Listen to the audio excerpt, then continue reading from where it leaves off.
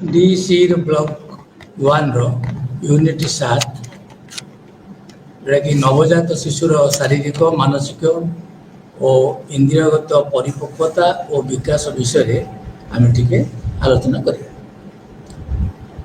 जाचे जे या पूर्व आम आलोचना कर नवजात शिशु आगु मातृगर्भ थे मातृगर्भ से बढ़ुए एवं 9 मास पर 280 दिन पर से पृथ्वी पृष्ठ को आसे माँ प्रसव दिए सी आसे एवं खाली मन पकईदेवाई कहि जो माँ पेटे थाए से 3टी अवस्था दे जाए गोटे हूँ पीरियड ऑफ ओवम आ गोटे पीरियड जोटा कि कनसेप्शन टू फास्ट 2 सप्ताह तापर पीरियड ऑफ एम्ब्रियो 2 सप्ताह रु 2 मास पर्यंत तापर पीरियड ऑफ फेटस जोटा कि 2 मास रु जन्म पर्यंत से समय को कहुए तेणु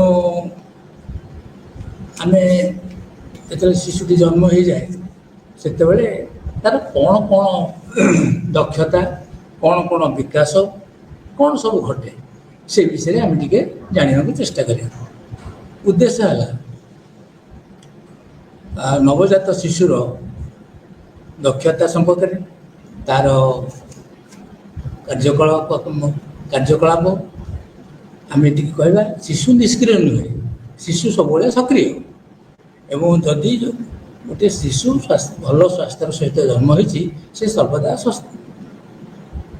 सर्वदा सी सुस्थ थाए एवं सक्रिय थाए से तार इंद्रिय और भौतिक सेंसोरी एंड मोटर कैपेबिलिटी बहुत यथेष्ट भल सेंसोरी इंद्रिय कहले सेंसोरी बोली जोटा कहूँ आम यहाँ आम ओडिया इंद्रिय कहूचे भौतिक बा कारक बोली आम कहूचे तार शक्ति कौन से जिनस आम आखि कान नाक जीभ एगुड़ाक सब इंद्रिय स्पर्श इंद्रिय जोड़ा सब इंद्रिय बाकी हाथ गोड़ जोड़ा हाथ हलाहली करूँ चालू सेटा सब कारक तेणु 2 प्रकार जिन गोटे हूँ इंद्रिय कारक आ गोटे हूँ आम जोटा आम आलोचना करें इंद्रिय और कारक दक्षता तेणु आम तापर देखा जीवन प्रथम वर्ष में कौन कौन सब विकास घटू जन्म हो सारा ना शिशु तेणु तार प्रथम वर्ष में कौन कौन विकास घटू एवं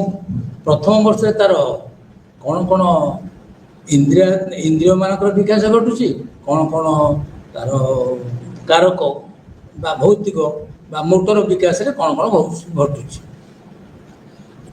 या व्यतीत शारीरिक और मानसिक विकास को किए किए प्रभावित कर कौ जिनिस ता सहित आमर जोटा कहुए परिपक्वता और परिवेश आमर जो चारिपाख शिशु जो चारिपाखे बढ़े एवं ताकू से जो धीरे धीरे बढ़े ताकू आम परिपक्वता बा इंग्रेजी में मैच्यूरेशन बोली कहते मैच्यूरेशनल बोली कहुए ये तार एम किसी भूमिका अच्छी ना ना ता सहित स्वास्थ्य और पुष्टि साधन न्यूट्रिशन बोली कहुए स्वास्थ्य हेल्थ एंड न्यूट्रिशन एमानकर कौन भूमिका अच्छी आम तो जाचे न्यूनेट क्या कहवा नवजात शिशु क्या कहवा ताको आम न्यूनेट बोली इंग्रेजी में कहुए बार जन्म ठारू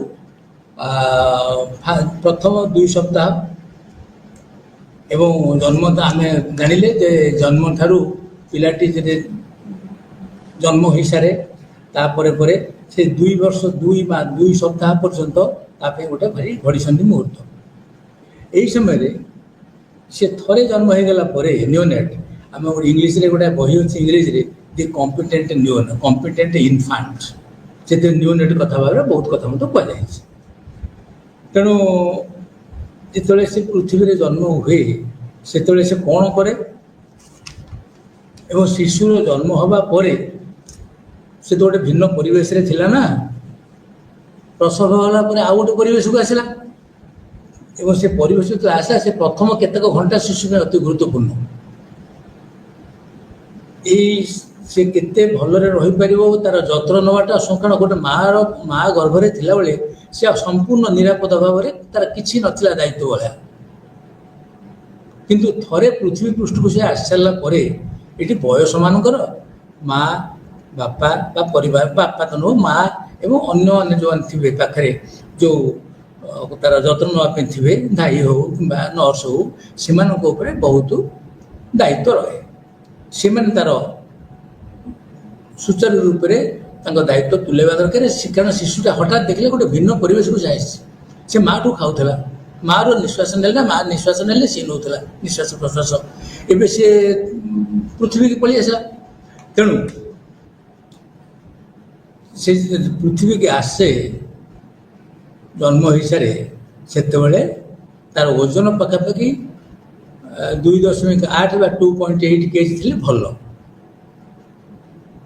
ଆଉ ତାଠୁ କମ୍ ଥିଲେ ଶିଶୁ ଜନ୍ମ ହେଉଛନ୍ତି ତାଠୁ କମ୍ ଓଜନ ଥାଇକି ମଧ୍ୟ କିନ୍ତୁ 2.8 ବା 2.8 କେଜି ଓଜନ ଯଦି ଥାଏ ତାହେଲେ ସର୍ବନିମ୍ନ ତାହେଲେ ଅତି ଭଲ।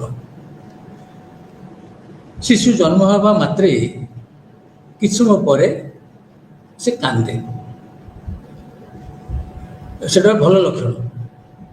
ଶିଶୁ କାନ୍ଦିଲା ତାର ଏଟା ଭଲ ଲକ୍ଷଣ। ସେ ତାର ଉତ୍ତର ଦେଲା ବା ତାର ପ୍ରତିଫଳନ ତାକୁ ରେସ୍ପଣ୍ଡ କଲା ବୋଲିକି ଆମେ ମଧ୍ୟ କହୁ। ତେଣୁ ଏବଂ ତା ଧୀରେ ଧୀରେ ସେ ମା ଠାରୁ ମଧ୍ୟ ଖାଦ୍ୟ ଗ୍ରହଣ କରିବାକୁ ଆରମ୍ଭ କରିବ କିଛି ସମୟ ପରେ, କିନ୍ତୁ ସେଇଟା ସମୟ ନେବ, କିଛି ସମୟ ନେବ। ସେଇ ଯେଉଁ ପ୍ରଥମ କିଛି ଘଣ୍ଟା ଅଳ୍ପ କିଛି ସମୟ, ଘଣ୍ଟାଏ ବା 2 ଘଣ୍ଟା 2.5 ଘଣ୍ଟା, ଏଇ ଯେଉଁ କେତେକ ଯେଉଁ କ୍ରୁସିଆଲ ଟାଇମ୍ ସେ ମାଠୁ ଅଲଗା ହେଇଯାଇଛି, ଗୋଟେ ଭିନ୍ନ ପରିବେଶକୁ ଆସିଛି। ତେଣୁ ଗୋଟେ ଭିନ୍ନ ଜଳବାୟୁକୁ ଆସିଛି। ତାକୁ ସେଇଭଳିଆ ଗୋଟେ ଭଲ ପରିବେଶରେ ରଖିବାକୁ ହେବ। କେତେକ ଶିଶୁକୁ ୱାର୍ମ ମାନେ ଯେତିକି ନ୍ୟୁନେଟ୍ ମାନଙ୍କୁ ବା ନବଜାତ ଶିଶୁମାନଙ୍କୁ ରଖିବା ପାଇଁ ସବୁ ଚେମ୍ବର ମଧ୍ୟ କେତେକ ଜାଗାରେ ଥାଏ, ଆବଶ୍ୟକ ଥଳେ ରଖାଯାଏ। କେତେକଙ୍କୁ ମଧ୍ୟ ନର୍ମାଲ ରଖାଯାଏ, ସାଧାରଣ ଭାବରେ ଯେମିତି ପରିବେଶ ଅଛି ସେଥିରେ ମଧ୍ୟ ରଖାଯାଏ। କାରଣ ତା ନହେଲେ ଶିଶୁ ମା ପେଟରେ ଯେଉଁ ଅବସ୍ଥାରେ ଥିଲା ପୃଥିବୀ ପୃଷ୍ଠକୁ ଆସିଲା ପରେ ତାର ଅବସ୍ଥାରେ ପରିବର୍ତ୍ତନ ହେଇଛି। ସେ ଗୋଟେ ନୂଆ କଥା ତା ପାଇଁ ହେଉଛି, ସେ ନୂଆ ଦୁନିଆକୁ ଆସିଛି।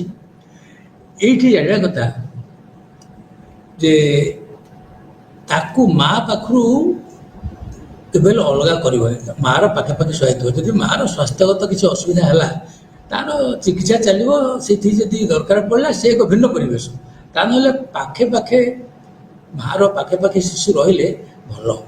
ମାର ଯେତିକି ଯତ୍ନ ନେବା କଥା ସ୍ୱାସ୍ଥ୍ୟଗତ, କାରଣ ସେ ପ୍ରସବ କରିସାରିଲା ପରେ ତାଙ୍କର ଯାହା ଶାରୀରିକ କ୍ଳାନ୍ତ ଆଉ ଯାହା ଯାହା କିଛି ଅସୁବିଧା ଥିବ ତାକୁ ଡାକ୍ତର ନର୍ସ ଏମାନେ ସବୁ ଯଥୋଚିତ ତାର ବ୍ୟବସ୍ଥା କରୁଥିବେ। ଯଦି ଅସୁବିଧା କିଛି ରହିଲା ତାହେଲେ ତାଙ୍କର ଚିକିତ୍ସା ମଧ୍ୟ କରିବା ଦରକାର। ଏବଂ ଆଉ ଗୋଟିଏ କଥାଟେ କହିବାକୁ ହେଉଛି, ଶିଶୁ ଯେତେବେଳେ ଆସେ ପୃଥିବୀକି ଆସେ ସେତିକି ବେଳେ ଆଗ ଯଦି କିଛି ଅସୁବିଧା ଗୁଣ ନେଇକି ଆସିଥିବ ତାହେଲେ ଶିଶୁ ପାଇଁ ସେଟା ସମସ୍ୟା ସୃଷ୍ଟି କରେ। କ'ଣ ସେଗୁଡ଼ା ସବୁ? ହେମୋଫିଲିଆ ଟ୍ରେଟ୍ ବୋଲି ତାକୁ କେତେକ କହନ୍ତି। କେତେକ ମା ମାନଙ୍କ ପାଖରେ ସେ ହେମୋଫିଲିଆ ଟ୍ରେଟ୍ ମଧ୍ୟ ଥାଏ। ସେଇ ହେମୋଫିଲିଆ ଟ୍ରେଟ୍ କିଛି ମା କୋଉ ମା ପାଖରେ ଥିଲେ ସେଇଟା ମଧ୍ୟ ଜିନ୍ ସୂତ୍ରରେ ଯଦି ପିଲା ପାଖକୁ ଆସିଲା ତାହେଲେ ସେଇଟା ଗୋଟେ ପ୍ରକାର ରୋଗ ସୃଷ୍ଟି କରେ। ସେଟା ସିଭିୟର ଜେନେଟିକ୍ ଡିଜିଜ୍ ବୋଲି ତାକୁ କୁହାଯାଏ। ଏଇଥିରେ ସେ ବ୍ରେନ୍ ସେଲ୍କୁ, ପିଲାର ମସ୍ତିଷ୍କର ସେଲ୍କୁ ନଷ୍ଟ ବି କରିଦେଇପାରେ। ଆଉ ତାପରେ ବାଲାନ୍ସ ବଡ଼ିର ଭାରସାମ୍ୟ ରଖିବାରେ ବଡ଼ ହେଲେ ପିଲାଟା ସେଇଥିରେ ଅସୁବିଧା ସୃଷ୍ଟି କରେ।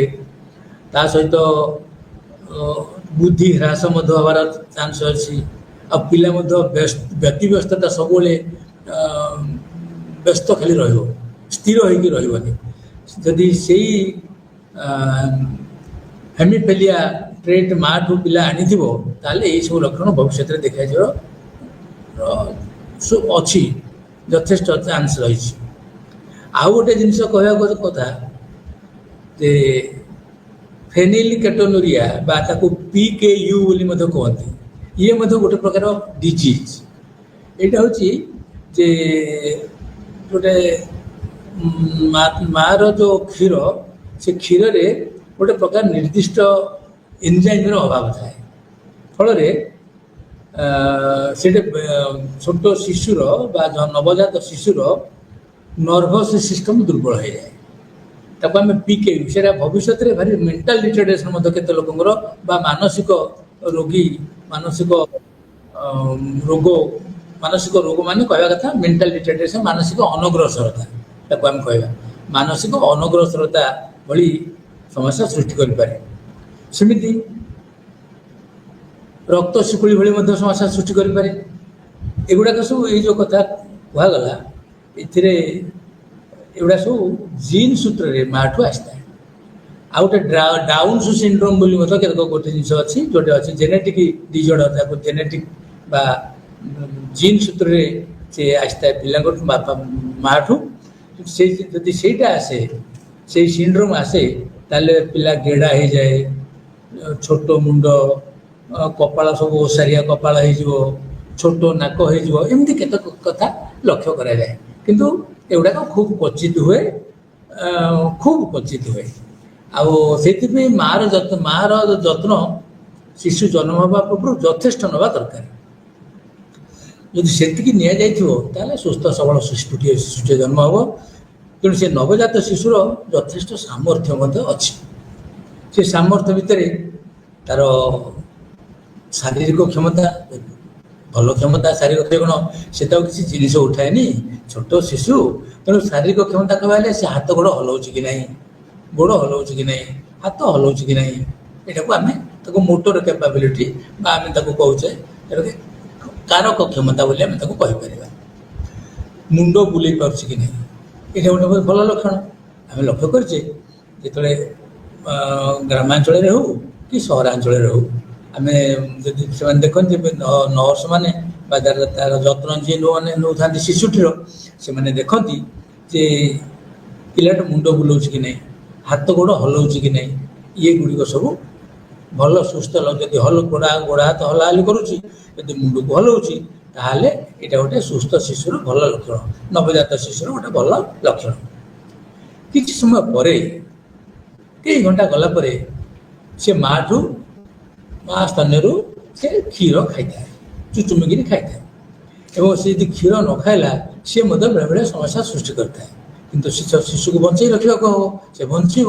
ଆବଶ୍ୟକ ପଡ଼ିଲେ ତାର ଆଉ କ'ଣ ଅନ୍ୟ ବ୍ୟବସ୍ଥାକୁ କ'ଣ କୁହାଯାଇପାରିବ ସେଇଟା ମଧ୍ୟ ଡାକ୍ତର ବା ନର୍ସ ଠିକ୍ କରିଥାନ୍ତି, ତାକୁ ଦିଅନ୍ତି। କିନ୍ତୁ ଧୀରେ ଧୀରେ ପିଲାକୁ ମାତୃସ୍ତନ ପାନ କରିବାଟା ଶିଶୁ ଅତି ଭଲ ଏବଂ ସେଇ ହିଁ ତାକୁ ବଞ୍ଚେଇ ରଖିବ। ଏବଂ ଧୀରେ ଧୀରେ ସେ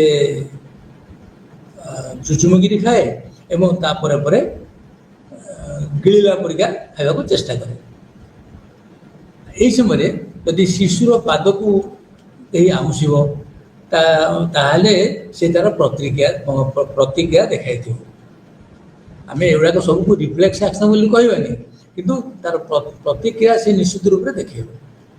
ତା ଆଖି ଆଗରେ ଶିଶୁର ଆଖି ଉପରେ ଯଦି ଗୋଟେ ଆଙ୍ଗୁଠି ଧରିକି ତା ଆଖି ଆଗରେ ନେବ ତା ଡୋଳା ବୁଲୁଛି କି ନାହିଁ, ଶିଶୁ ସେ ଆଙ୍ଗୁଠି ଆଡ଼କୁ ଚାହିଁ ଚାହିଁ ଯାଉଛି ନେଉଛି କି ନାହିଁ, ଏଗୁଡ଼ାକ ସବୁ ହେଉଛି ସୁସ୍ଥ ନବଜାତ ଶିଶୁର ସୁସ୍ଥ ଲକ୍ଷଣକୁ ଜାଣିବାର କିଛି କିଛି ବାଟ। ସେ ନବଜାତ ଶିଶୁଟି ଆଲୁଅ ଅନ୍ଧାର ଏସବୁକୁ ଜାଣିପାରେ।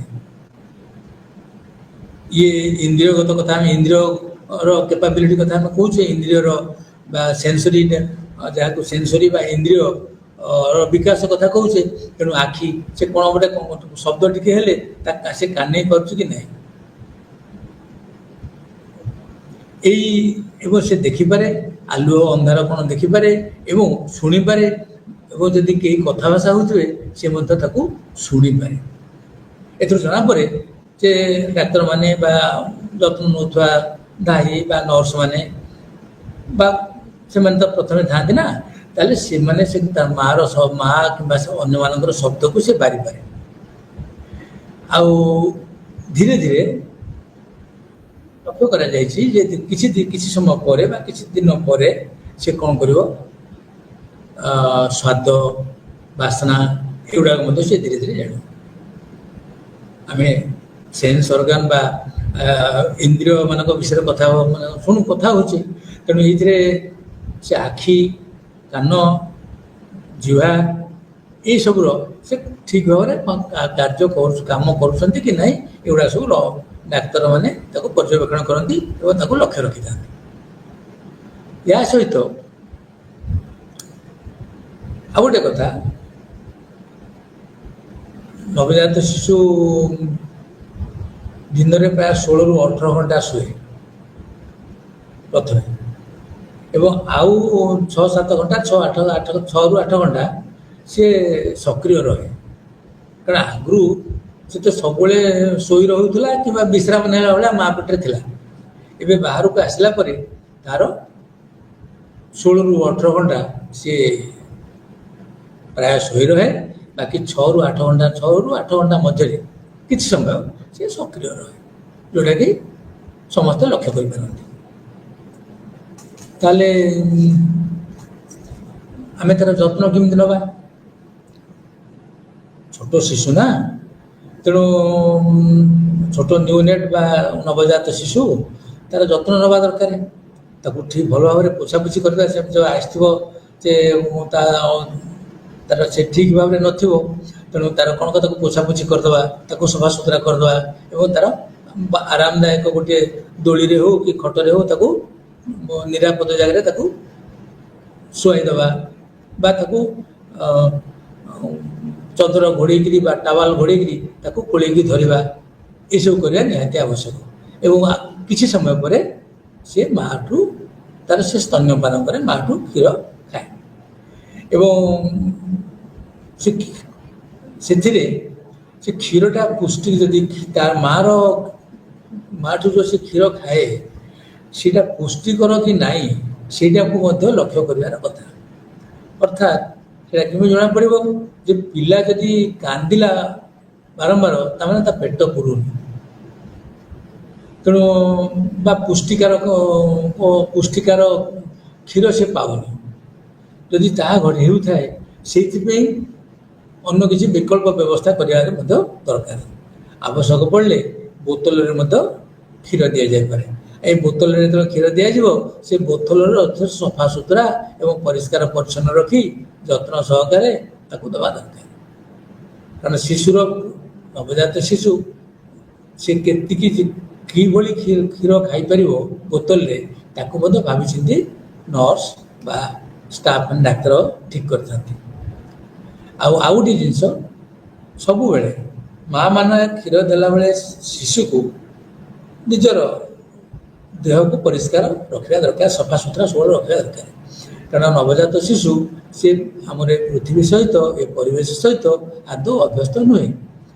କ'ଣ ହୁଏ ନା, ଯଦି କୌଣସି ପ୍ରକାର ଜୀବାଣୁ ବା କିଛି ଜିନିଷ ବି ଲାଗିଯାଇଥିବ ଦେହରେ, ଏବଂ ଶିଶୁ ତ ସେ ତ କିଛି ଜାଣିନା ନା, ସେ ଯଦି ଚାଟି ପକାଇବ, ଚାଟି ପକାଇଲେ ଯଦି ସେଠି ଜୀବାଣୁକୁ ଭୂତାଣୁ ଯିବ, ତାହେଲେ ପିଲା ଦେହ ଖରାପ ହେଇଯିବ, ସେ ରୋଗରେ ପଡ଼ିଯିବ। ତେଣୁ ଏଥିପାଇଁ ଯଥେଷ୍ଟ ଯତ୍ନବାନ ରହିବା ଆମର ଆବଶ୍ୟକତା ଅଛି। ଆଉ ତାକୁ ଯଦି ସଫାସୁତୁରା ନ ରଖିବା, ତାହେଲେ ଶିଶୁକୁ ବି ଭଲ ଲାଗିବନି। ଶିଶୁ କନ୍ଦାକଟା କରିବ ସବୁବେଳେ, ଏବଂ ତାକୁ ବିଭିନ୍ନ ଦୃଷ୍ଟିରୁ ଡାକ୍ତର ହୁଅନ୍ତୁ କି ନର୍ସ ହୁଅନ୍ତୁ କି ତାର ଯତ୍ନ ଯିଏ ନେଉଛନ୍ତି ମା ହୁଅନ୍ତୁ, ସେ କହିବେ କ'ଣ ପିଲାଟା ଖାଲି କାନ୍ଦୁଛି। ତାକୁ ଭଲ ନ ଲାଗିଲେ ସେ କାନ୍ଦିବ। ପିଲା ତ କାନ୍ଦିବ, କିନ୍ତୁ ଅତିରିକ୍ତ କାନ୍ଦିବା, ଜମା ରାହା ଧରିକି କାନ୍ଦିବା ନ କମିବା, ନା ତାମାନେ ଗୋଟେ କିଛି ତାର ଅସୁବିଧା ରହୁଛି। ସେ ଅସୁବିଧାଟାକୁ ବୁଝିବା ପାଇଁ ମା ତ ନିଶ୍ଚୟ ଚେଷ୍ଟା କରିବେ, ଏବଂ ପାଖରେ ଥିବା ନର୍ସ ବା ଧାଇ ବା ଡାକ୍ତର ସେ ମଧ୍ୟ ଟିକେ ଯତ୍ନବାନ ହୁଅନ୍ତି ଏବଂ ହେବା ଦରକାର। ଏଇ ଆବଶ୍ୟକତା ବା ଏଇ ଧ୍ୟାନ ଯଦି ଆମେ ଦେବା, ତାହେଲେ ଶିଶୁଟି ଭଲରେ, ତାକୁ ଟିକେ ଭଲ ଲାଗିବ ଏବଂ ଧୀରେ ଧୀରେ ଭାରି ସେ ଦେଖି ତାର ଗୋଟେ ସେଇ ସ୍ତରରୁ ଅନ୍ୟମାନଙ୍କ ପ୍ରତି ତାର ଗୋଟେ ଆସକ୍ତି ବା ତାକୁ ଆସକ୍ତି କୁହାଯାଇପାରେ ଏବଂ ଆଟାଚମେଣ୍ଟ ବି କୁହାଯାଇପାରେ, ବା ସେ ଅନ୍ୟକୁ ଭଲ ପାଇବାକୁ ଶିଖିବାକୁ ଆରମ୍ଭ କରିଦେବ। ସେଇଠୁ ତାର ଆରମ୍ଭ ହୋଇଯାଏ। ଏଇଠି ଗୋଟେ ମନେ ରଖିବା କଥା ଯେ ଏକ ବର୍ଷର ଶିଶୁ ତାର ଧୀରେ ଧୀରେ ଆଖିରେ ମଧ୍ୟ ଭଲ ଉନ୍ନତି ଘଟେ। ଆଖି କ'ଣ ବହୁତ ବଡ଼ ହେଇଯାଏ ନା କ'ଣ? ନା। ଆମେ ମନେ ରଖିବା କଥା ଯେ ଇନ୍ଦ୍ରିୟ ତାଙ୍କର ଯେତିକି ଅନୁପାତରେ ବଢ଼ିବା କଥା, ଆଖି କ'ଣ ବହୁତ ବଡ଼ ହେଇକି ପଡ଼ିବ? ସେ କ'ଣ ବହୁତ ବଡ଼ ହେଇଯିବ? ନା, ଆଖି କାନ ପାଟି ପାଟି ମାନେ ଜିଭ ଇନ୍ଦ୍ରିୟ ମାନେ ତାଙ୍କର ଆନୁପାତିକ ଭିତରେ ତାଙ୍କ ବଢ଼ିବେ। ଶରୀରର ଗୋଡ଼ ହାତ ଶରୀର ମୁଣ୍ଡ ଏସବୁ ତାଙ୍କ ଆନୁପାତିକରେ ବଢ଼ିବେ। ଯଦି ଠିକ୍ ଭାବରେ ଉପଯୁକ୍ତ ଖାଦ୍ୟ ପୁଷ୍ଟିକର ଖାଦ୍ୟ ଶିଶୁଟି ପାଇଲା ତାହେଲେ ଏସବୁ କଥା ଘଟିବ। ଏବଂ ସେ ତ ନିର୍ଭରଶୀଳ ବର୍ତ୍ତମାନ ମା ଉପରେ। ଆଗରୁ କ'ଣ କରୁଥିଲା, ଆଗରୁ ସେ ମା ଯାହା ଖାଉଥିଲା ସେଇଠୁ ନେଇଯାଉଥିଲା, ଖାଦ୍ୟ ନେଇକି ଖାଇକି ବଞ୍ଚୁଥିଲା। ଏବେ ସେ ବାହାର ଖାଦ୍ୟ ବାହାର ମାର କ୍ଷୀର ଖାଇପାରେ କିମ୍ବା ବଟଲ କ୍ଷୀର ଖାଇପାରେ, ତେଣୁ ସେ ବାହାରୁ ଖାଇବାକୁ ନେବା ଶିଖୁଛି। ଏଇଟାକୁ ସେ ଶିଖେ। ଏଇଟା ହେଉଛି ଗୋଟେ ଶିକ୍ଷଣ ପ୍ରକ୍ରିୟା।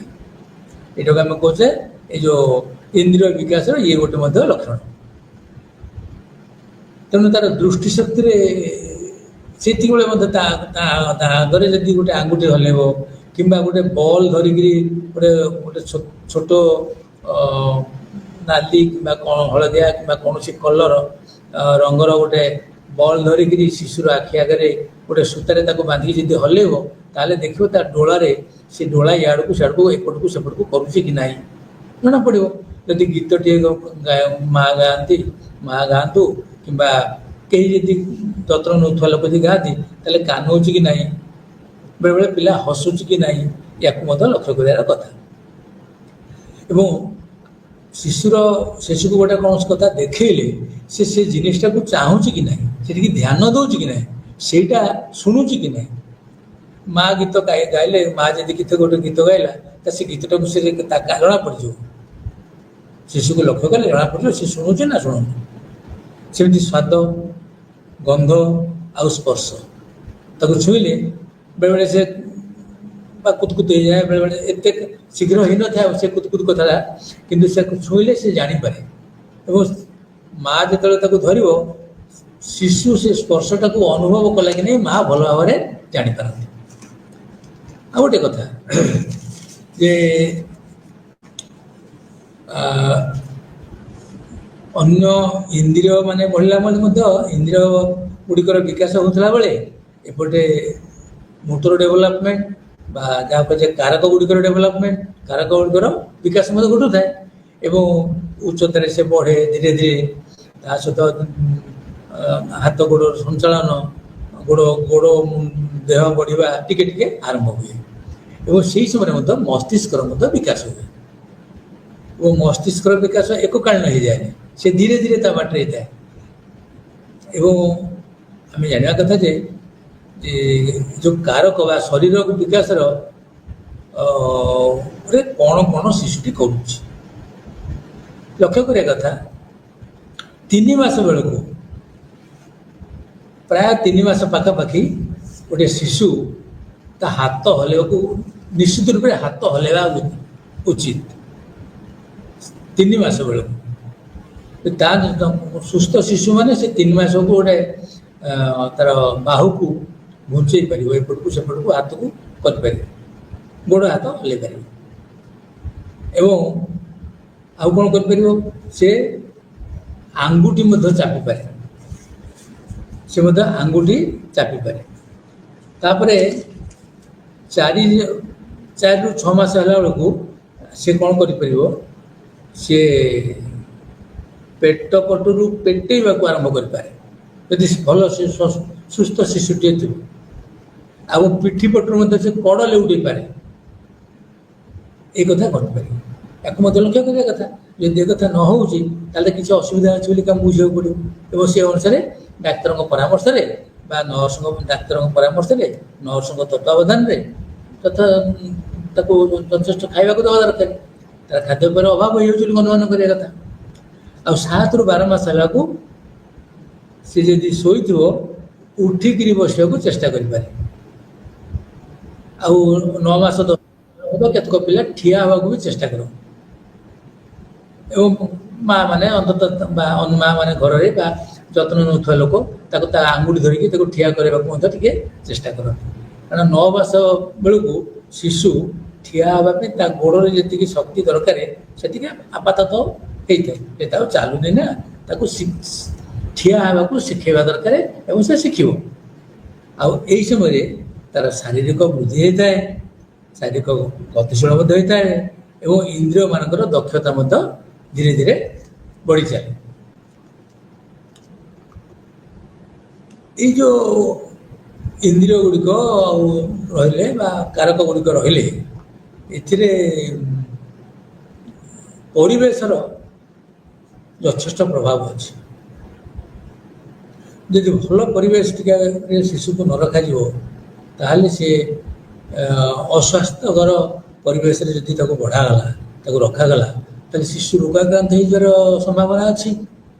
ତେଣୁ ତାକୁ କ'ଣ କରାଯିବ ନା ଗୋଟେ ଭଲ ପରିବେଶରେ ରଖିଲେ ଏବଂ ତାକୁ ଆଖି ଗୁଡ଼ିକ ସଫା ସବୁଦିନେ ସଫା କରିଦେବ, କାନ ଟିକେ ମଧ୍ୟ ସଫା କରିଦେବ, ପାଟି ସଫା କରିଦେବ, ମୁହଁ ସଫା କରିଦେବ, ତାକୁ ପୋଛାପୋଛି କରିଦେଉଥିବ ଯେତିକି ଆବଶ୍ୟକ, ଯେତିକି ଉଷୁମର ଇଏ ସଫା କନାରେ ବା ସଫା ତଉଲିଆରେ, ତାହେଲେ କ'ଣ ହେବ ନା ତାର ସେନ୍ସ ଅର୍ଗାନ ଡେଭଲପ୍ କରିବାକୁ, ବଢ଼ିବାକୁ, ବିକାଶ ହେବାକୁ ସୁବିଧା ହୁଏ ଏବଂ ଭଲ ଧରଣର ହୁଏ। ତା ସହିତ ଆଉ ଗୋଟେ ଜିନିଷ ହେଉଛି ଯେ ବୟସ ଯେତେବେଳେ ଶିଶୁ ବଢ଼ି ବଢ଼ି ଯାଉଛି, ବଡ଼ ହେଇଯାଉଛି, ବୟସ ଟିକେ ମାସରୁ 2 ମାସ, 2 ମାସ 3 ମାସ, 9 ମାସ, ବର୍ଷେ ହେଲାଣି, ସେତିକି ବେଳେ ତାର କ'ଣ ହେବ ନା ଶରୀର ଉଚ୍ଚତାରେ ବଢ଼ୁଛି ଏବଂ ଓଜନରେ ମଧ୍ୟ ସେ ବଢ଼େ, ଉଚ୍ଚତା ଓ ଓଜନ। ତେଣୁ ପରିବେଶ ଆରି ପରିପକ୍ୱତା, ଏ ଦୁଇଟା ଆଗର ପ୍ରଭାବ ଶରୀରର ଇନ୍ଦ୍ରିୟ ବିକାଶ ଏବଂ ତାର କାରକ ବିକାଶ ବା ମୋଟର ଇନ୍ଦ୍ରିୟ ସେନ୍ସରି ଡେଭଲପମେଣ୍ଟ ଆଉ ମୋଟର ଡେଭଲପମେଣ୍ଟରେ ସାହାଯ୍ୟ କରେ। ଶିଶୁର ଆଗରୁ ଆମେ କଥା କହିଛେ ଯେ ଶିଶୁର ଯତ୍ନ, ଖାଦ୍ୟପେୟ ଏବଂ ତାର ସ୍ୱାସ୍ଥ୍ୟର ଯତ୍ନ ନେବା ନିହାତି ଦରକାର। ସ୍ୱାସ୍ଥ୍ୟର ଯତ୍ନ ନେବାକୁ ହେଲେ ଶିଶୁର କ'ଣ କରିବାକୁ ହେବ? ଆମର ବିଶ୍ୱ ସ୍ୱାସ୍ଥ୍ୟ ସଂଗଠନ ଏବଂ ପ୍ରବୀଣ ଡାକ୍ତରମାନେ କିଛି ଗୋଟେ ଶିଶୁର ଟୀକା ପାଇଁ କିଛି ସାରଣୀ ଠିକ୍ କରିଛନ୍ତି। ଜନ୍ମ ହେଲା ସଙ୍ଗେ ସଙ୍ଗେ, ଶିଶୁଟି ଜନ୍ମ ହେଲା ସଙ୍ଗେ ସଙ୍ଗେ ତାକୁ BCG, OPV oral, hepatitis B ର ପ୍ରିଭେଣ୍ଟିଭ ତାକୁ ଦେବା ଦରକାର। 6 ମାସ ବେଳକୁ OPV 1, ପେଣ୍ଟା 1, ରୋଟା ଭାଇରସ୍, ଏଇଭଳି ସବୁ ଟୀକାକୁ ଦେବା ଦରକାର। 10 ସପ୍ତାହ ହେଲା ବେଳକୁ OPV 2, ପେଣ୍ଟା 2, ରୋଟା ଭାଇରସ୍ ଦେବା ଦରକାର। 14 ସପ୍ତାହ ହେଲା ବେଳକୁ ତାକୁ OPV 3, ପେଣ୍ଟା 3, IPV ଦେବା ଦରକାର। 9 ରୁ 12 ମାସ ହେଲା ବେଳକୁ ତାକୁ MMR1, MR JE, vaccine, vitamin A first dose ଦେବା ଦରକାର। ଏଇ ଯେଉଁ ବାର୍ଥ 6 ୱିକ୍ରେ ବାର୍ଥରେ BCG ଅନ୍ୟ ଜିନିଷ, 6 ସପ୍ତାହରେ OPV ପେଣ୍ଟା 1 ରୋଟା ଭାଇରସ୍, 10 ସପ୍ତାହରେ OPV 2 ପେଣ୍ଟା 2 ରୋଟା ଭାଇରସ୍, 14 ସପ୍ତାହରେ OPV 3 ପେଣ୍ଟା 3 IPV, 9 ରୁ 12 ମାସରେ ତାକୁ ବର୍ଷା ହେଇଗଲା MMR1, MR ମିଜିଲ୍ JE ମିଜିଲ୍ ପାଇଁ ଭେକ୍ସିନ୍, ଭାଇଟାମିନ୍ A ର ଫାଷ୍ଟ ଡୋଜ୍ ଦେବା ଦରକାର।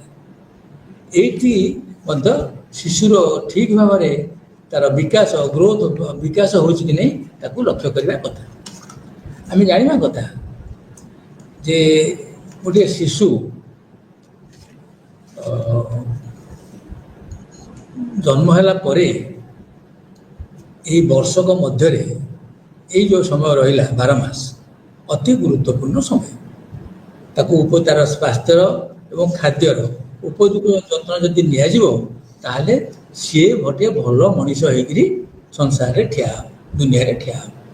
ଏଥିରେ ଯଦି ଖାଦ୍ୟରେ ଯଦି ଅସୁବିଧା ହେଇଗଲା କିମ୍ବା କୌଣସି ଟୀକା ଯଦି ତାକୁ ନ ଦିଆ ହେଇଛି କିମ୍ବା କୌଣସି ଯଦି ତାର ସ୍ୱାସ୍ଥ୍ୟଗତ କିଛି ଅସୁବିଧା ହେଲା, ତାହେଲେ ଶିଶୁର ଭବିଷ୍ୟତରେ ଭାରି ଅସୁବିଧା ସୃଷ୍ଟି କରିପାରେ। ଏଇଥିପାଇଁ ସବୁବେଳେ ଡାକ୍ତରଙ୍କର, ଶିଶୁ ବିଶେଷଜ୍ଞ ଡାକ୍ତରଙ୍କ ସହିତ ସମ୍ପର୍କରେ ରହିବା ଉଚିତ ଏବଂ ଡାକ୍ତର ଯେଉଁ ସାରଣୀ ଗୋଟେ ଲେଖିକି ଦେଇଥିବେ ଯେ କେଉଁ ମାସରେ କେଉଁ ଟୀକା ନେବ, ତାକୁ ସେ ନେବା ଦରକାର। ତେଣୁ ଆମେ ଏବେ ଯାହା ଏ ପର୍ଯ୍ୟନ୍ତ ଯାହା ଆଲୋଚନା କଲେ ଏଥିରେ ଆମେ ଦେଖୁଛେ ଯେ ତାର ମୁଖ୍ୟ କଥା ହେଲା ଜୀବନର ପ୍ରଥମ ବର୍ଷରେ ଶାରୀରିକ ଗତିଶୀଳତା ଇନ୍ଦ୍ରିୟ କାରକ ଗୁଡ଼ିକର ବିକାଶ ଘଟେ ଏବଂ ଭଲ ସେନ୍ସରି ଡେଭଲପମେଣ୍ଟ ଯାହା କୁହାଯାଏ।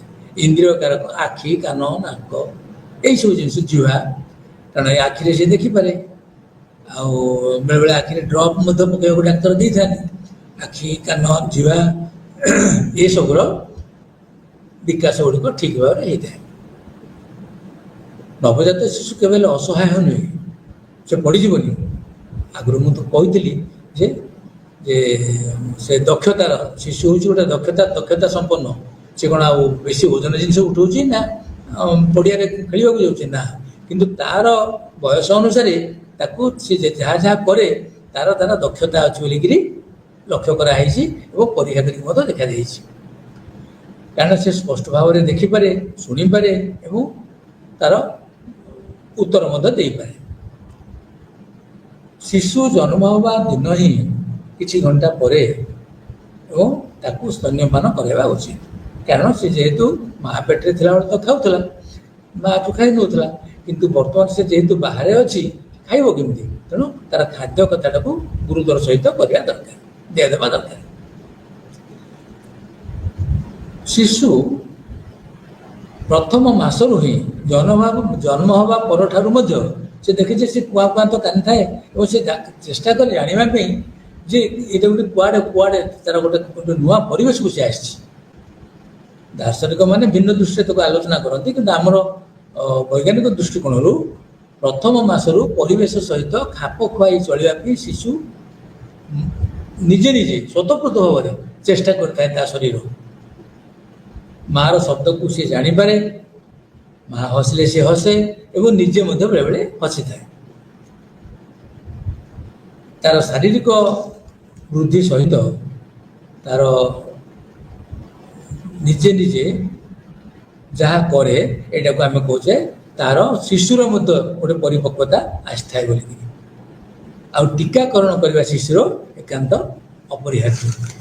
ଯେଉଁ ସମୟରେ ଯେଉଁ ଟୀକା ନେବା କଥା ସେଇଟାକୁ ଠିକ୍ ଭାବରେ ନେବା ଦରକାର।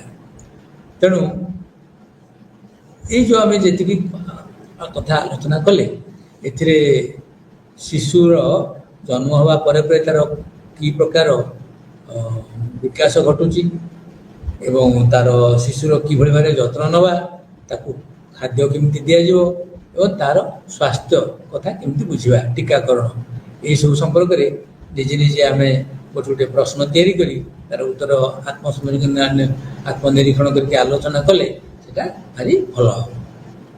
ଆମେ ତ ଏଇ ଗୋଟାକ ଆମେ ଦେଖୁଛେ ଗୋଟାଏ ୟୁନିଟ୍ର କଥା। ୟା ପରେ ଆମେ ଦେଖିବା ଶିଶୁର ଜ୍ଞାନାତ୍ମକ ବିକାଶ କେମିତି ଘଟେ। ବର୍ଷେ ହେଇଗଲାଣି, ତାକୁ ବର୍ଷେ ହେଇଗଲା, ଏ ବର୍ଷ ଭିତରେ ତାର ଜ୍ଞାନାତ୍ମକ ବିକାଶ, ତାକୁ ଇଂରେଜୀରେ କଗ୍ନିଟିଭ୍ ଡେଭଲପମେଣ୍ଟ ବୋଲି ବି କୁହାଯାଏ। ଜ୍ଞାନାତ୍ମକ ବିକାଶ, ବୌଦ୍ଧିକ ବିକାଶ, କେତେ କଥା କୁହାଯାଏ। ହେଲେ କ'ଣ ସେଇଟା ଜିନିଷ କ'ଣ? ଜ୍ଞାନାତ୍ମକ ବିକାଶଟା କ'ଣ?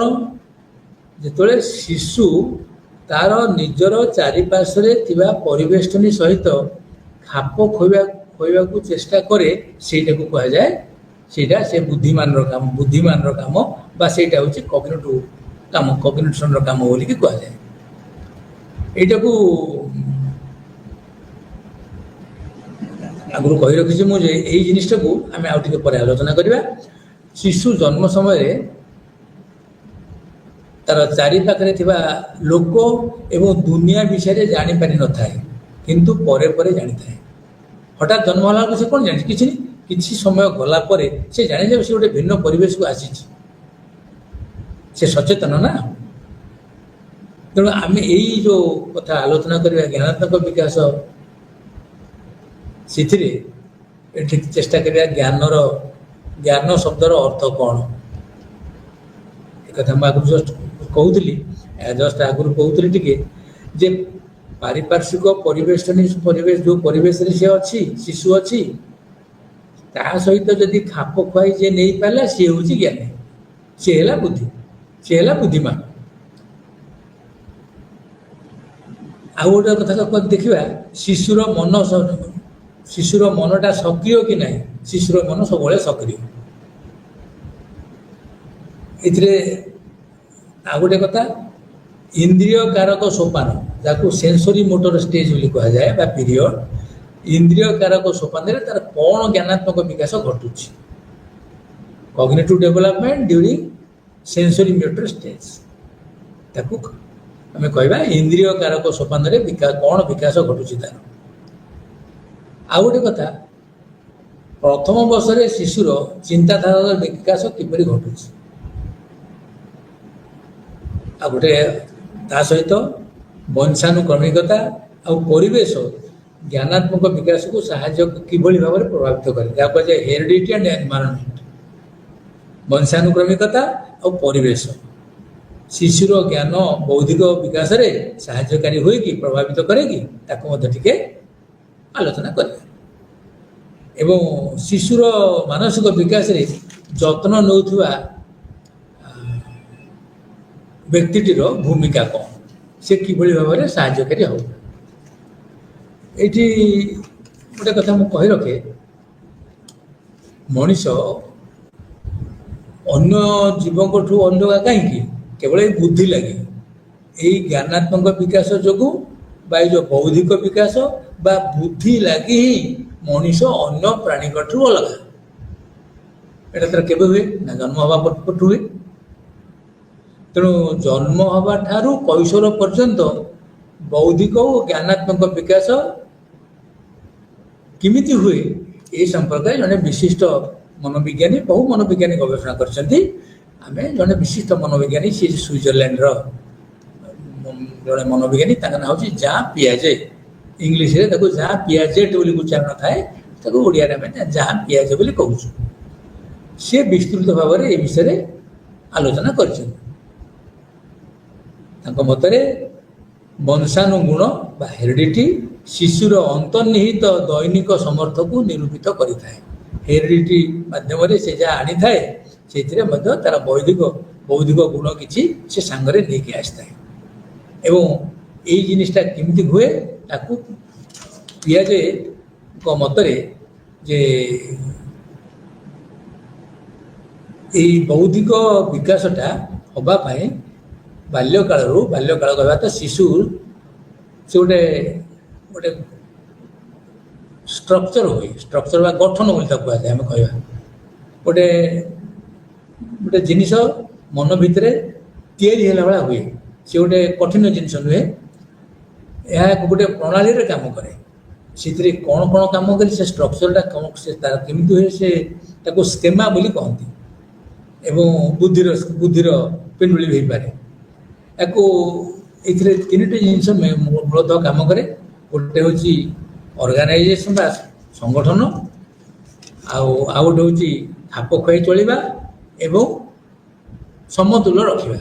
ଛୋଟ ଶିଶୁ କିନ୍ତୁ ସିଏ ମଧ୍ୟ ଆରମ୍ଭରୁ ହିଁ ଏଇ ଜିନିଷ ମାଧ୍ୟମ ଦେଇକି ଯାଇଥାଏ, ଯାହା ଫଳରେ ତାର ବୌଦ୍ଧିକ ବିକାଶ ଘଟିଥାଏ।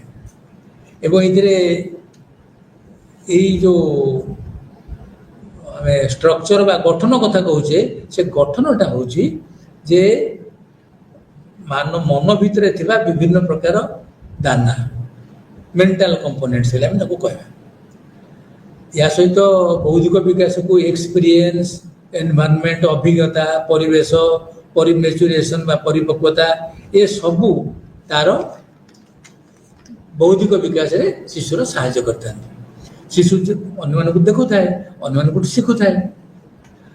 ଶିଶୁଟି ଯାହା ଆଗରୁ ଦେଖିକିରି ଯାହା ଦେଖିଛି ଏବଂ ଯାହା ଜାଣିଛି, ବା ମା ଟିକେ ହସି ଦେଉଛି ବା ଆଙ୍ଗୁଠି ହଲେଇ ଦେଉଛି, ଏଇ ଜିନିଷ ବା ଆଖିରେ ସେ ଦେଖିକିରି ଜାଣିପାରୁଛି। ସେଇ ଅନୁକ୍ରିୟାକୁ ଯେତେବେଳେ ସେ ଦେଖାଏ, ସେଇଟାକୁ ଆମେ ଅନ୍ତର୍ଗ୍ରହଣ ବା ଆସିମିଲେସନ ବୋଲି ଆମେ ତାକୁ କହିବା ଇଂରେଜୀରେ।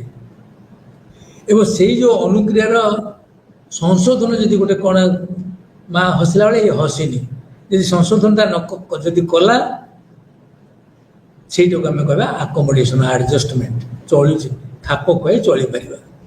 ତେଣୁ ପରିବେଷ୍ଟନୀ, କାର୍ଯ୍ୟ, गठन आधार ये चारोटी हूँ परिवेष्टनी कार्य गठन आधार ये चारोटी हूँ आप बुद्धि कहतु बा ज्ञानात्मक विकास मूल पिंडुला आ सहित धारणा और संकेत माँ पेटे बेले बेले आंगुठी पाटे देकरी चुप भाया कहे जहाँ संकेत दिए ना ना कौन टे कहे जो संकेत ताकू शिशु ठीक भाव में बुझीपे जो धारणा आ संकेत कलर बॉल टे देखो कौन से गोटे जिनिस कंढे आगे आखि आगे हल्ले देखो पिलाटा से देखिपुर देखी जाकि केमी आखि बुलाऊँ हसुचु कि ना कौन तार कि भाव में तार प्रतिफलन होटा को देखा कथा एवं गोटे संकेत देले आंगुठी जो आखि आगे ने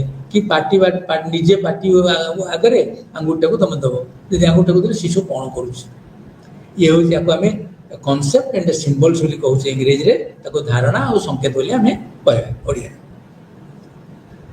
ताले प्रथम वर्षर शिशुर कौन सब ज्ञान हुए ये जो सेंसरी तार प्रथम फास्ट इयर केमती तार से ज्ञान उद्रेक हुए बा ज्ञान से आहरण करने चेष्टा करे जहाँ जहाँ पियाजे जो कथा कहली से स्विट्जरलैंड से साइकोलॉजिस्ट से ताकू ज्ञानर विकास को बौद्धिक विकास को चारिटी स्तर में रही से कहते गोटे हूँ संवेदी बा इंद्रिय कारक सोपान सेंसरी मोटर पीरियड ताकू इंद्रिय कारक सोपान बोलिकी कहुपे इंग्रेजी सेंस से कहते तो इंग्लीश लिखते ना इंग्रेजी कहुए से हूँ sensory motor period pre operational period concrete operational period formal operational period ताको आमे ओडिया रे जदि कहबा इंद्रिय कारक सोपान सेंसरी मोटर पीरियड प्रथम पर्याय प्राक क्रियात्मक काम करवा कौन से एक जिनिस शिखा पूर्व प्राक क्रियात्मक सोपान प्री ऑपरेशनल वस्तुगत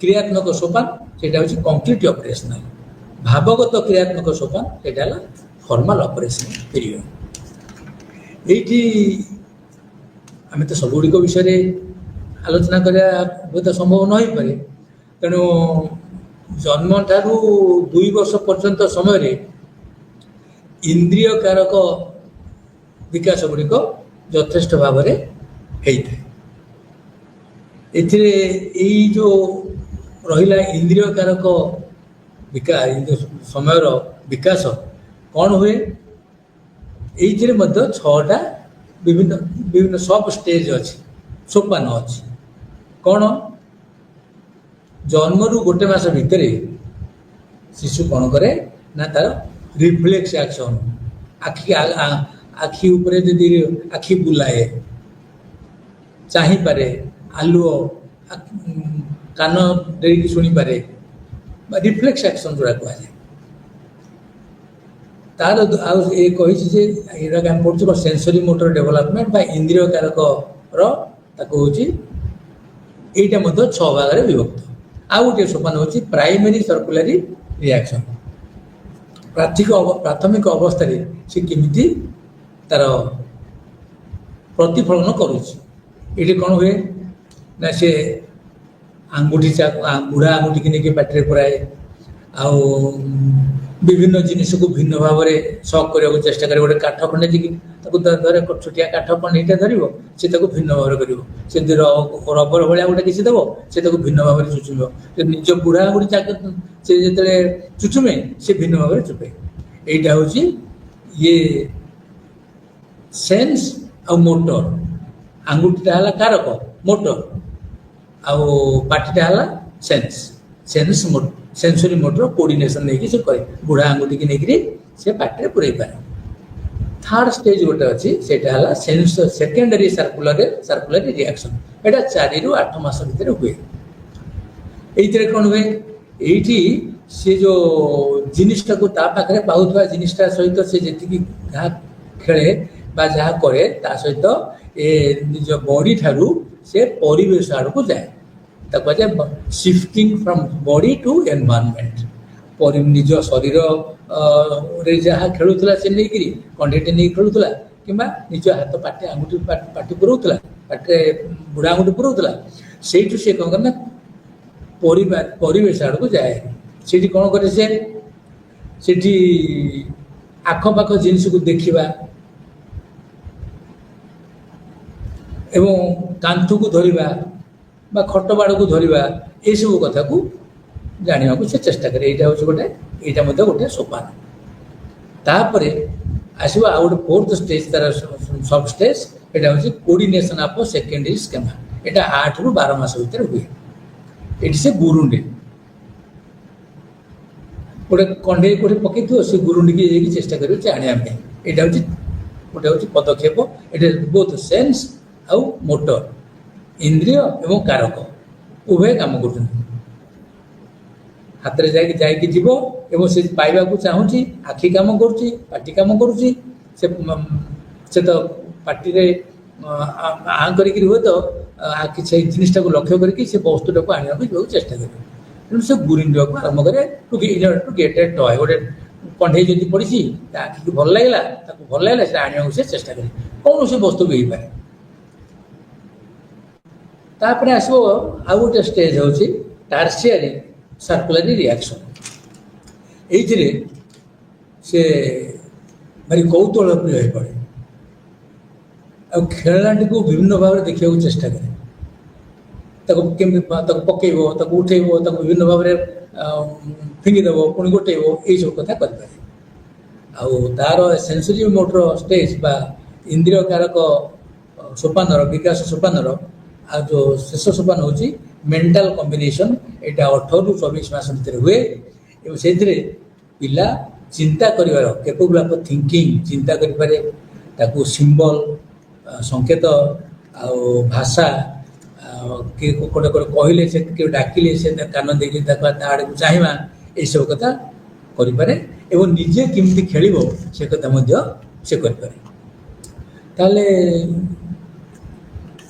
କ'ଣ ଆମେ ଜାଣୁଛେ ଏଥିରେ ଦେଖିଲେ, ଏଥିରେ 0 ରୁ 2 ମାସ ଭିତରେ ତାକୁ ଜାଗାରେ ମୁଖ୍ୟ ସେନ୍ସୋରି ମୋଟର ବା ଇନ୍ଦ୍ରିୟ କାରକ ବିକାଶର କ'ଣ ମୁଖ୍ୟ ଚରିତ୍ର, ମେନ୍ କ୍ୟାରେକ୍ଟରିଷ୍ଟିକ୍ସ ତାକୁ ଆମେ କହିବା। କ'ଣ ମୁଖ୍ୟ ଜିନିଷ କ'ଣ? 0 ରୁ 2 ମାସ ଭିତରେ ତାର କିଛି ଏକ୍ସପେକ୍ଟେସନ୍ ନଥାଏ କି ସେ ଖେଳେ, କିଛି ଆଶା କରେନି। କିନ୍ତୁ 2 ରୁ 4 ମାସ ହେଲା ବେଳକୁ କିଛି ଆଶା ରହେ, ପାର୍ସିଆଲ ଏକ୍ସପେକ୍ଟେସନ୍, କିଛି ଆଶା ରହେ। 4 ରୁ 8 ମାସ ହେଲା ବେଳକୁ ସେ ଖୋଜେ, କଭର୍ଡ ପାର୍ସିଆଲି କଭର୍ଡ ଅବଜେକ୍ଟକୁ ଖୋଜେ। 8 ରୁ 12 ମାସ ହେଲା ବେଳକୁ ସେ କମ୍ପ୍ଲିଟଲି କଭର୍ଡ ଅବଜେକ୍ଟକୁ ଖୋଜିକି ପାଇବାକୁ ଚେଷ୍ଟା କରେ, ଯାଏ। ଏଠି ଏକ୍ସପେକ୍ଟେସନ୍ କଥା ଆସିଲାଣି, ଆଶା କରୁଛି ସେ ପାଇବା ପାଇଁ ଲକ୍ଷ୍ୟ। 12 ରୁ 18 ମାସ ହେଲା ବେଳକୁ ସେ ଖୋଜେ ଜିନିଷକୁ ଯଦି ପକେଇଦେବ ଖଣ୍ଡେ ଦୂରରେ, ତାହେଲେ ତାକୁ ଆଣିବାକୁ ଡିସପ୍ଲେସମେଣ୍ଟ ବୋଲି ତାକୁ କୁହାଯାଏ। ଖଣ୍ଡେ ଦୂରରୁ ରଖିଦେଇଥିବା ସେ ତାକୁ ସେ ଆଣିବାକୁ ଚେଷ୍ଟା କରେ ଏବଂ ସିଏ ମଧ୍ୟ ନିଜେ ସେ ଜିନିଷକୁ ଆଉ ଟିକେ ପକେଇଦେବାକୁ ଚେଷ୍ଟା କରେ, ଆଉ ଖଣ୍ଡେ ଦୂରରେ ପକେଇଦେବାକୁ ଚେଷ୍ଟା କରେ। ତାକୁ କୁହାଯାଏ ଭିଜିବୁଲ ଡିସପ୍ଲେସମେଣ୍ଟ। ଆଉ 18 ରୁ 24 ମାସ ହେଲା ବେଳକୁ ସେ ଯଦି କୌଣସି ଜିନିଷକୁ ତାକୁ ଲୁଚେଇ ଦେବ, ଅବଜେକ୍ଟଟାକୁ ସେ ତାକୁ ଖୋଜିକିରି ବାହାର କରିକି ପାଇବାକୁ ଚେଷ୍ଟା କରେ। ଖୋଜିକିରି ଲୁଚେଇ ଦେଇଥିବ ଗୋଟେ ଜିନିଷକୁ ଲୁଚେଇ ଦେବ, ତାକୁ ଖଟ ତଳେ ଲୁଚେଇ ଦେବ, କି ଗଦି ତଳେ ଲୁଚେଇ ଦେବ, କି ଗୋଟେ ଲୁଚେଇ ଦେବ, ତାହେଲେ ସେ ହିଡେନ୍ ଅବଜେକ୍ଟକୁ ପାଇବାକୁ ଚେଷ୍ଟା କରେ, ସର୍ଚିଂ ଏବିଲିଟି। ଏଇଟା ହେଲା ତାର ଗୋଟେ 6ଟା ସୋପାନ, 6ଟା ଛୋଟ ସୋପାନ ଦେଇକିରି ଶିଶୁର କଗ୍ନିଟିଭ୍ ଡେଭଲପମେଣ୍ଟ ବା ମେଧା ବିକାଶ ଘଟିଥାଏ। ଏବେ ଆମେ ତ ଆଲୋଚନା କରୁଛେ ଶିଶୁ ନିଜର ରିଫ୍ଲେକ୍ସ ବା ପ୍ରତିବର୍ତ୍ତ କ୍ରିୟାକୁ ସତ ଭାବରେ, ତେଣୁ 0 ରୁ 1 ମାସ ଭିତରେ ସେ ତାର ରିଫ୍ଲେକ୍ସ ଆକ୍ସନ ବା ସତ କ୍ରିୟା ତାର ଦୃଢ଼ ହେଇଯାଏ। 2 ରୁ 4 ମାସ ଭିତରେ ସେ ବୁଢ଼ା ଆଙ୍ଗୁଠି ଚୁଚୁମିମା, ତାକୁ ସେଟା କୌଣସି ଜିନିଷ ତାକୁ ଗୋଟେ ସୁଖପ୍ରଦ ଲାଗେ ବୋଲି ସେ କରେ, ପ୍ଲେଜର ସେ ପାଏ। ଅନ୍ୟାନ୍ୟ କଥା ଅଛି ମୁଁ ସେ କହିବାକୁ ଉପଯୁକ୍ତ ମନେ କରୁନି। ସେ ବିଭିନ୍ନ ପ୍ରକାର ତାକୁ ଅନ୍ୟାନ୍ୟ ମନୋବିଜ୍ଞାନୀ ମାନେ ଭିନ୍ନ ଦୃଷ୍ଟିରେ ବି ତାକୁ କହିଛନ୍ତି। ସେ ସୁଖପ୍ରଦ, ତାକୁ ପ୍ଲେଜର ପ୍ରିନ୍ସିପଲ, ସୁଖ ଭଲ ଲାଗେ ବୋଲି ସେ କରେ କଥାଟା। ଆଉ 4 ରୁ 8 ମାସ ଭିତରେ ବାହ୍ୟ ପରିବେଶରୁ ସେ ଆନନ୍ଦ ପାଏ। 8 ରୁ 12 ମାସ ଭିତରେ ଅଙ୍ଗ ଚାଳନା ଏବଂ କିଛିଟା ଲକ୍ଷ୍ୟ ଦ୍ୱାରା ସଂଯୋଜିତ ହୁଏ ଏବଂ ତାପରେ ନିଜ ପରିବେଶ ଭିତରେ ଥିବା ଜିନିଷକୁ ସେ ଅନ୍ୱେଷଣ କରିବାକୁ ଚେଷ୍ଟା କରେ ଏବଂ ତାପରେ ନିଜ ଜିନିଷକୁ ତାର ନିଜ ଜିନିଷ ବୋଲିକି ଭାବି ସେ କ'ଣ ଏଟା ଯାହାକୁ କୁହାଯାଏ, ଆମେ ଗୋଟେ ସର୍ଚ୍ଚ ଆଣ୍ଡ ଡିସପ୍ଲେସ୍ ଅବଜେକ୍ଟସ୍ ତାକୁ କୁହାଯାଏ। ସେ କ'ଣ କରୁଛି ନା ଲୁଚି ଯାଇଥିବା, ଯଦି ଲୁଚେଇ ଦେଇଥିବ ଜିନିଷଟିଏ ତାହେଲେ ତାକୁ ସେ ପାଇବାକୁ ଚେଷ୍ଟା କରେ। ତେଣୁ ଏଇଥିରେ ଗୋଟେ ବଲ୍ ଯଦି ଗଡ଼ାଇ ଦେବ ସେ ଯାଇକି ଆଣିବାକୁ ଚେଷ୍ଟା କରିବ ଏବଂ ସେମିତି। କିନ୍ତୁ ଆଗେ କ'ଣ ହେଉଥିଲା, 2 ରୁ 4 ମାସ ଅବସ୍ଥାରେ ଶିଶୁ ଯେତେବେଳେ ଗୋଟେ କ୍ରେଡେଲରେ ବା ଗୋଟେ ଦୋଳିରେ ଶୋଇଥିବ ସେତିକିବେଳେ ଯଦି ତା ଉପରେ ଗୋଟେ କଣ୍ଢେଇ ବାନ୍ଧିଦେବ, କଣ୍ଢେଇଟାକୁ ଯଦି ହଲେଇ ଦେବ ସେ ଆଖି ତାର ବୁଲୁଥିବ। ସେହି ସ୍ତରରୁ ବର୍ତ୍ତମାନ ସେ ଖୋଜିବାକୁ ଗଲାଣି ତା ବଲ୍ କୁଆଡ଼େ ଗଲା କି ତା କଣ୍ଢେଇ କୋଉଠି କିଏ ଲୁଚେଇ ଦେଇଛି ତାକୁ ପାଇବାକୁ ଗଲାଣି। ତେଣୁ ଏଇଟା ହେଉଛି ଇଏ ଗୋଟେ ବିକାଶର ଇଏ ହେଉଛି ତାର ଲକ୍ଷଣ। ତା ସହିତ ଆମେ ଦେଖିବା କଥା ଏଥିରେ ମେଜର କଥା କ'ଣ ହେଲା, ପିଆଜଙ୍କ ମତରେ ସେ ତ ଗୋଟେ ବଡ଼ ମନୋବିଜ୍ଞାନ ନା, ସେ କହିଛନ୍ତି କେତେ କଥା। କ'ଣ ତାର ହେଲା ଲକ୍ଷ୍ୟ, କ'ଣ ଆଚିଭମେଣ୍ଟ, କ'ଣ ସେ ଲକ୍ଷ୍ୟ ହାସଲ କଲା। ଏକ ହେଲା କନସେପ୍ଟ ଅଫ୍ ଅବଜେକ୍ଟ, ଗୋଟେ ବସ୍ତୁ ବିଷୟରେ ତାର ଧାରଣା ହେଲା, ଗୋଟେ ବସ୍ତୁ ବିଷୟରେ ତାର ଧାରଣା ହେଲା ଏବଂ ସେ ବସ୍ତୁଟାକୁ ସେ କେମିତି ହାସଲ କରିବ ସେଇଥିରେ ସେ ଲାଗେ। ପ୍ରଥମ এইটা হচ্ছে ଗୋଟେ ଆଚିଭମେଣ୍ଟ, এটা ଗୋଟେ ଲକ୍ଷ୍ୟ, এটা ଗୋଟେ ଲକ୍ଷ୍ୟ ହାସଲ। ଦ୍ୱିତୀୟ ହେଉଛି କନସେପ୍ଟ ଅଫ୍ ଅବଜେକ୍ଟ ରିକଗ୍ନିସନ୍, এটা ହେଉଛି କ'ଣ ଆଉ ଗୋଟେ ଆଚିଭମେଣ୍ଟ, ଆଉ ଗୋଟେ ଲକ୍ଷ୍ୟ ହାସଲ। ଯେଉଁ ଅବଜେକ୍ଟଟାକୁ ରଖା ହେଇଛି, ବଲ୍ ହଉ, କଣ୍ଢେଇ ହଉ, ଯେକୌଣସି ଖେଳଣା ହଉ, ତାକୁ ସେ ଚିହ୍ନେ, ରିକଗ୍ନାଇଜ କରେ, ଚିହ୍ନେ, ସେଇଟା ହେଲା କନସେପ୍ଟ ଅଫ୍ ରିକଗ୍ନିସନ୍। ଏଟାକୁ ସେ କରେ ଏବଂ ସେତିକି ନୁହେଁ, ସେ ବାପା ମା ସିବଲିଙ୍ଗସ୍ ଯେଉଁମାନେ କେୟାର ନେଉଥିବେ, ଯଦି ପକ୍ଷୀ କି ଘରେ ଥିବ କି ଶବ୍ଦ ହେଉଥିବ ତାକୁ ଏଗୁଡ଼ାକ ସେ ରିକଗ୍ନାଇଜ କରିବାକୁ ଚେଷ୍ଟା କରେ। এইটা ମଧ୍ୟ ଗୋଟେ ଲକ୍ଷ୍ୟ ଆସେ, ଏଇଟା ଗୋଟେ ମଧ୍ୟ ବିକାଶର ଲକ୍ଷଣ। ଆଉ ଗୋଟେ ଷ୍ଟେଜ୍ ହେଉଛି ଥାର୍ଡ ଆଚିଭମେଣ୍ଟ ହେଉଛି ସେନ୍ସରି ମୋଟର ଷ୍ଟେଜ୍ର ବା କାରକ, ଇନ୍ଦ୍ରିୟ କାରକ ବିକାଶ ପ୍ରକ୍ରିୟାର ଡେଭଲପମେଣ୍ଟ କନସେପ୍ଟ ଅଫ୍ କାଜୁଆଲିଟି। ଗୋଟେ ଜିନିଷ, ଗୋଟେ ବଲ୍ଟେ ଧରିକିରି ଯଦି ଗୋଟେ କଂସାରେ ବାଡ଼େଇବି ତାହେଲେ ସେଟା ଶବ୍ଦ କରେ, ଗୋଟେ ଜିନିଷ ଆଉ ଗୋଟେ କରିପାରେ। ତାକୁ କୁହାଯାଏ ଗୋଟେ ଇଭେଣ୍ଟ ଆଉ ଗୋଟେ କଜେସ୍ ଏନଦର ଇଭେଣ୍ଟ। ଗୋଟେ ବଲ୍ ଧରିଲା, ଗୋଟେ ତଳକୁ ବାଡ଼େଇଲା, ଗୋଟେ ଶବ୍ଦ ଆସିଲା, ଶବ୍ଦ ମନକୁ ନଥିଲା। ତେଣୁ ଗୋଟେ ଜିନିଷ, ଗୋଟେ ଇଭେଣ୍ଟ, ଗୋଟେ ଜିନିଷ ଆଉ ଗୋଟେ ଇଭେଣ୍ଟକୁ ବାହାର କରିପାରେ। এইটাକୁ କୁହାଯାଏ one event, certain event causes another event. এইଟାକୁ ମଧ୍ୟ ଶିଶୁ ଶିଖିଯାଏ, ଜାଣିଯାଏ। এইଟା ମଧ୍ୟ ଗୋଟେ ଡେଭଲପମେଣ୍ଟ, ଏଇଟା ବୌଦ୍ଧିକ ବିକାଶ। ତେଣୁ ଖାଲି ସେତିକି ନୁହେଁ, ତାଳି ମାରିଲେ ସିଏ ବି ବେଳେବେଳେ ତାଳି ମାରିବାକୁ ଶିଖେ ଏବଂ ତାଳି ମାରିଲେ ଶବ୍ଦ ବାହାରେ ଏବଂ ବଲ୍କୁ ବାଡ଼େଇଲେ ଶବ୍ଦ ବାହାରେ ଏବଂ ସେମିତି ପିଠିକି ଥାପୁଡ଼େଇଲା ବେଳେ ଗୋଟେ ଶବ୍ଦ ବି ବାହାରେ। ସେ ଶବ୍ଦଟା ତାକୁ ଟିକେ ଭଲ ଲାଗିଲେ ସେ ବେଳେବେଳେ ଶୁଏ, ତାକୁ ଆରାମ ଲାଗେ। ତେଣୁ ଏଇ ଯେଉଁ ସେନ୍ସରି ମୋଟର ଡେଭଲପମେଣ୍ଟ ବା ଇନ୍ଦ୍ରିୟ କାରକ ବୁଦ୍ଧିର ଇନ୍ଦ୍ରିୟ କାରକ ସମୟରେ ପିରିୟଡ଼ରେ ବା ସମୟରେ ଯେଉଁ ବିକାଶ ଘଟେ ତାର 3ଟା ଲକ୍ଷ୍ୟ। ଗୋଟେ ହେଉଛି କନସେପ୍ଟ ଅଫ୍ ଅବଜେକ୍ଟ, ସେ ନିଜେ ବୁଝିପାରେ, ସେ ଶବ୍ଦକୁ ବୁଝିପାରେ ଏବଂ ଅବଜେକ୍ଟଟାକୁ ବୁଝିପାରେ, ଅବଜେକ୍ଟ ଗୋଟେ ଜିନିଷ ଅଛି ବୋଲି ଜାଣିଲା ସିଏ। ତାପରେ ଆଉ କ'ଣ କରେ, ଅବଜେକ୍ଟ ରିକଗ୍ନିସନ୍, ବାପା ମା ଅବଜେକ୍ଟ ହୁଅନ୍ତୁ, ବାପା ମା ଖେଳଣା ସିବଲିଙ୍ଗସ୍ ଏଇସବୁକୁ ସେ ରିକଗ୍ନାଇଜ୍ କରିବେ, ଚିହ୍ନି ପାରେ। ତାପରେ ହେଉଛି ଗୋଟେ ଜିନିଷ ଆଉ ଗୋଟେ ଜିନିଷ କରିପାରେ, development of concept of casualty. ତେଣୁ ଏଇ ତିନିଟା କଥା ହେଉଛି ଜ୍ଞାନାତ୍ମକ ବିକାଶର ଅନ୍ୟତମ ଧାରା। ତେଣୁ ଆମେ ତ ଗୋଟେ କଥା ଦେଖିଲେ ଯେ ଏଥିରେ ତାର ଚାରିଟା ଷ୍ଟେଜ୍। ଆମର ପିଆଜଙ୍କ ମତରେ ତାର ଚାରିଟା ଷ୍ଟେଜ୍ ହେଉଛି କଗ୍ନିଟିଭ୍ ଡେଭଲପମେଣ୍ଟର ଚାରିଟା ଷ୍ଟେଜ୍। ଗୋଟେ ହେଲା ସେନ୍ସରି ମୋଟର ଡେଭଲପମେଣ୍ଟ ବା ଇନ୍ଦ୍ରିୟ କାରକ ସୋପାନ, ଗୋଟେ ହେଲା ପ୍ରି ଅପରେସନାଲ ଷ୍ଟେଜ୍ ପ୍ରାକ୍ କ୍ରିୟାତ୍ମକ ସୋପାନ, ଆଉ ଗୋଟେ ହେଲା ବ୍ୟକ୍ତିଗତ କ୍ରିୟାତ୍ମକ ସୋପାନ ବା କଂକ୍ରିଟ ଅପରେସନାଲ ଷ୍ଟେଜ୍, ଆଉ ଗୋଟେ ହେଲା ଭାବଗତ କ୍ରିୟାତ୍ମକ ସୋପାନ ବା ଫର୍ମାଲ ଅପରେସନାଲ ଷ୍ଟେଜ୍। ଆମେ କେବଳ ଗୋଟିଏ ସେନ୍ସରି ମୋଟର ଡେଭଲପମେଣ୍ଟ ପିରିୟଡ଼ରେ କ'ଣ ବିକାଶ ଘଟୁଛି ବା ଇନ୍ଦ୍ରିୟ କାରକ ସୋପାନରେ କ'ଣ ବିକାଶ ଘଟୁଛି ସେଇ ବିଷୟରେ କେବଳ ଆଲୋଚନା କଲେ। ୟାର 6ଟା ଷ୍ଟେଜ୍ କଥା ଆମେ କହିଲେ, ଆଉ ସେଥିରେ କେଉଁ କେଉଁ ସମୟରେ ତାର use of reflex first stage, primary circular reaction second stage, secondary circular reaction third stage, coordination of secondary schema fourth stage, tertiary circular reaction fifth stage, mental combination ହେଉଛି ସିକ୍ସଥ ଷ୍ଟେଜ୍।